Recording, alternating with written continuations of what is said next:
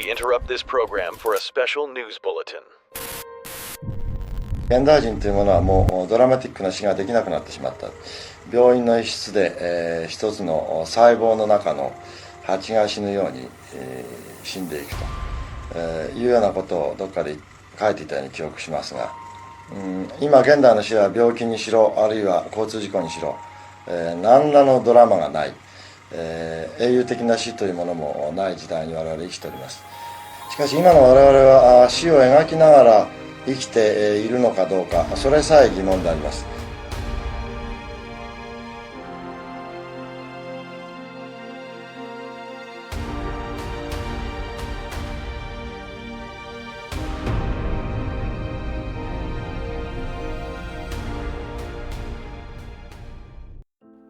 For most of human history, life was a slow march between survival and violence.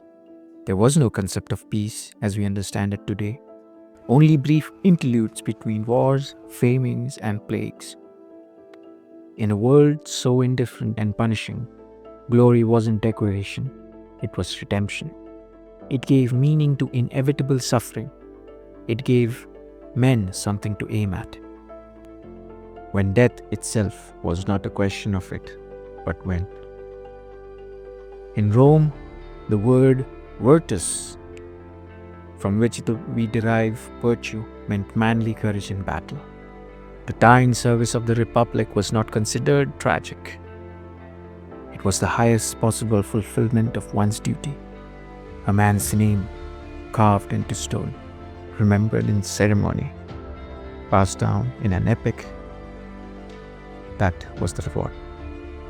In ancient Greece, the Homeric hero wasn't morally flawless. He was excellent in war. The ideal was arete, an unyielding pursuit of honor even in destruction. Achilles knew he would die if he fought, but he also knew that by doing so he would be remembered forever, and that was enough. He's the biggest man I've ever seen. I wouldn't want to fight him. That's why no one will remember your name. The Norse took it further. For them, death was not an end but a passage, a test. Only those who die in battle were admitted to Valhalla, the warrior's paradise. Those who died in bed were forgotten. The memory of cowards faded. In times like those, where life expectancy was short and violence was common, glory wasn't vanity. It was the only resistance against being erased.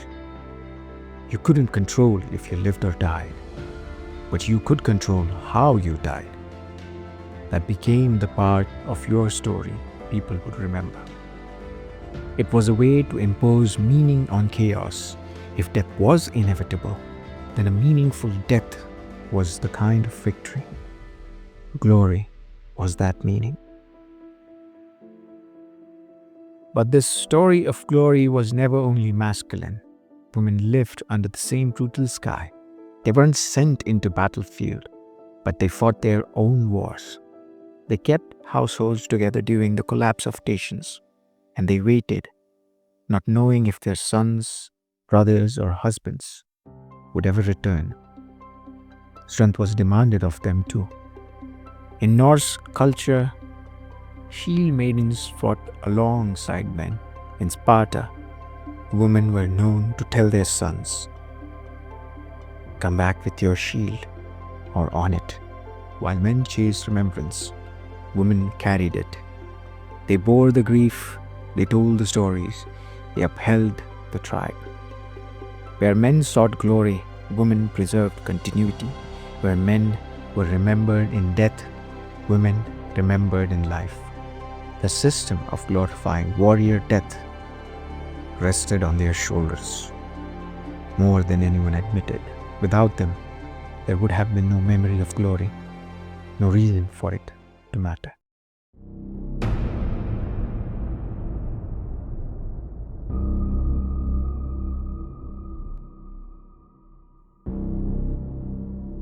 Still, We must not confuse glorification with beauty, because none of this was beautiful, it was painful, it was horrific when were used, drafted, and discarded. Women were confined, their lives reduced to reproduction and subservience. Children were born into systems where war was routine and collapse was constant. Hardship wasn't the exception, it was the way of life. In such a world, the ideals of honor and glory were not luxuries. They were psychological survival mechanisms. If you couldn't escape the suffering, you had to name it something noble, because the alternative was madness. Glory was never just about the pride. It was about holding on to the meaning when the world gave you nothing. And even that had its price.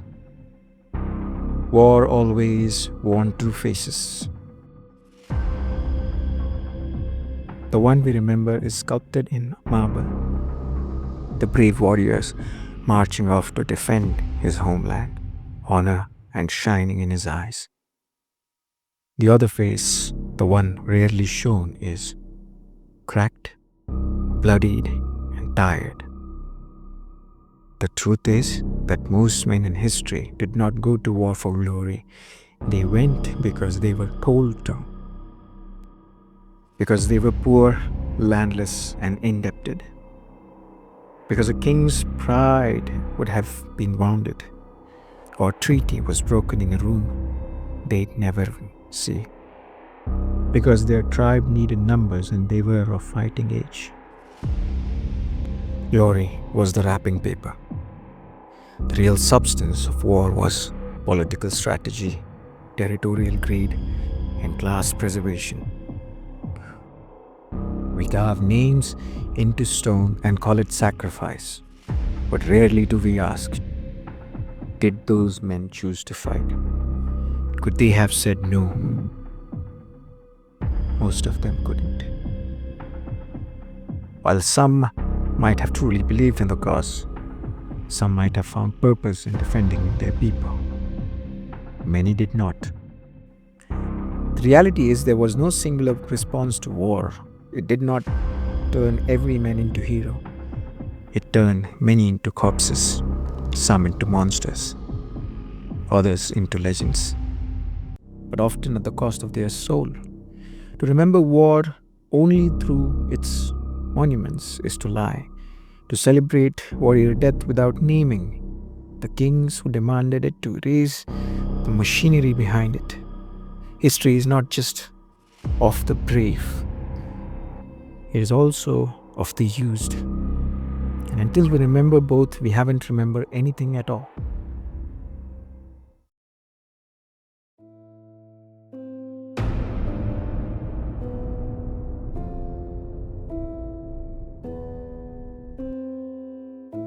The men of the past did not have luxury to wonder whether they were anxious, unfulfilled, or lost. Their lives were dictated by function, plowing fields, fighting wars, building shelters, enduring winters. The psychological burden was immense, but it was rarely named. There were no therapists, no self-help frameworks, no margin for introspection. Life was not engineered for happiness, it was engineered for survival. If you broke under pressure, you were left behind. The expectations placed on the man were not abstract, they were material, immediate, and unforgiving.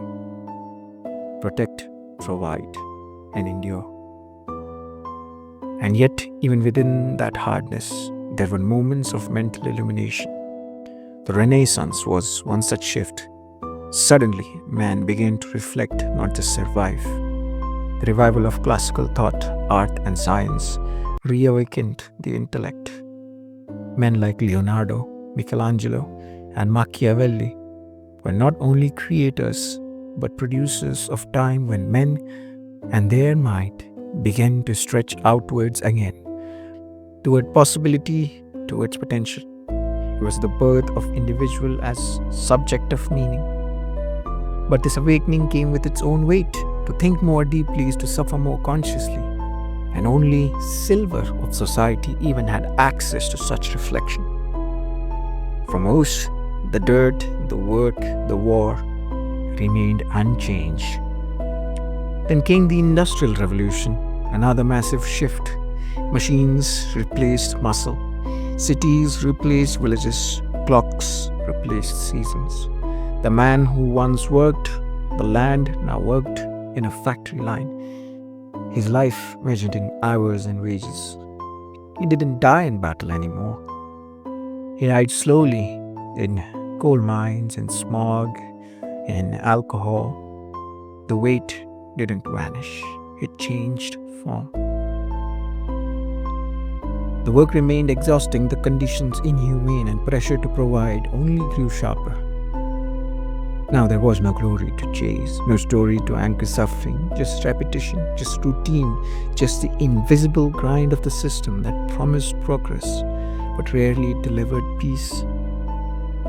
And so, as civilization advanced, art, philosophy, science, the man within it remained, but his role evolved, but his weight never lifted. The mental cost of being a man in history has never been light. It has simply been unspoken until now.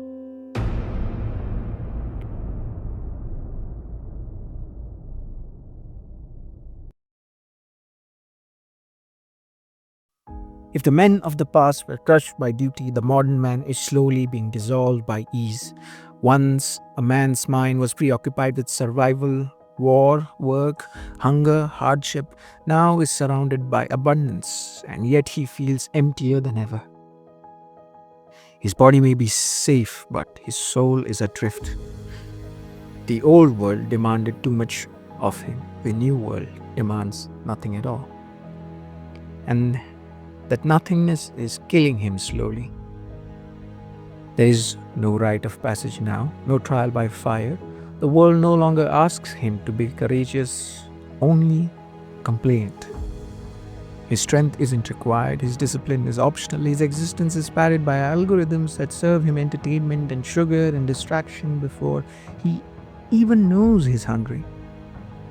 He wakes up, stares into screen, receives validation from strangers, and goes to sleep having done absolutely nothing. He is alive, but he is not living. This is the quiet tragedy of modern men. He has everything except the one thing that gave life its sharpness: urgency. No war to fight, no empire to build, no family depending on its hands to till the land. He is told to find himself, but he never asked to lose himself in something greater. So he wanders in scrolling, in consumption, in stimulated conflicts, and in that wandering, he decays.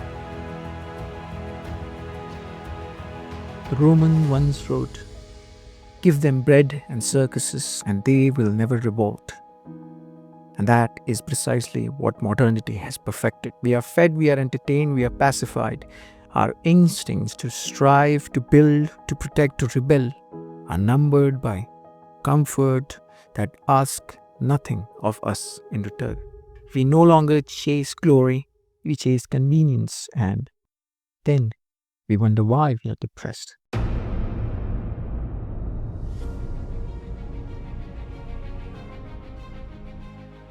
Because even now, even in this world, some men remember, some still feel deep ache to become something worthy.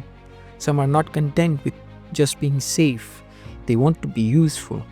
They want to build discipline in a world full of disorder, to seek peace not through escape but through earned stillness. They are few, but they are enough. Modern man has the chance our ancients never had, to choose his battle freely, to define glory on his own terms, not to slaughter or conquest, but as master of self and building something real amidst the artificial. He may not be called to war, but he is still called to resistance, resistance against laziness, against passivity, against slow erosion of will. Because even in this age of ease, greatness still asks to be earned, and it awaits for the man who remembers how to answer. Strength is no longer a necessity, so we stopped cultivating it. But the world hasn't stopped being chaotic, it just changed form. And without inner strength, we are mentally unequipped to handle it. The result? Anxiety, indecision, overwhelm. Being soft isn't evil, but when softness becomes the default, we have no edge, no grit. We lose our capacity to endure, and in fact, we risk losing something essential about being human. The only way to live fully in this strange, magnificent existence is to become a walking contradiction. To be a scientist who deadlifts twice his weight, to be a philosopher who can hold a newborn with tenderness and break down empires with reason. To be a man who writes of stars and studies the atom yet never forgets to call his mother. To stand enough still to hear the resistance. To stand still enough to hear the silence of the universe and yet restless enough to chase every frontier it hides. Because the world will try to reduce you. It will tell you to pick one lane, one identity, one role and stay there. But greatness never grows in cages. You must be curious like a child, disciplined like a soldier. You must lift with your body and think with your soul. You must dream wildly and yet execute with ruthless clarity. You must be gentle enough to listen and, most importantly, fierce enough to act. To live rightly is to stretch yourself across full arc of human potential, to reject smallness, to honor every gift of strength, of mind, of love, of ambition, and refine them all. And to walk through the world not as a finished thing, but as a sacred process. In pursuit of truth, in love with effort, in awe with what's still unknown. This is how one earns the right to understand the universe, not just with equations, but with their life. So become the contradiction, be the storm and the stillness, the thinker and the doer, the man who sharpens both his mind and body, who can explain black holes and fix leaking taps, who loves deeply, trains relentlessly, and reads until sunrise. Don't ask permission to be all that you are. This world doesn't need more specialists. This world doesn't need more specialists. It needs more whole men, those who refuse to shrink. You are not born to be half of anything. You are born to stretch the limits of what single human can achieve. So chase knowledge, chase strength, chase meaning. Refuse to let any part of you atrophy. Because the man who becomes everything he is capable of, he just doesn't learn the secrets of the cosmos. He becomes the secret of the cosmos.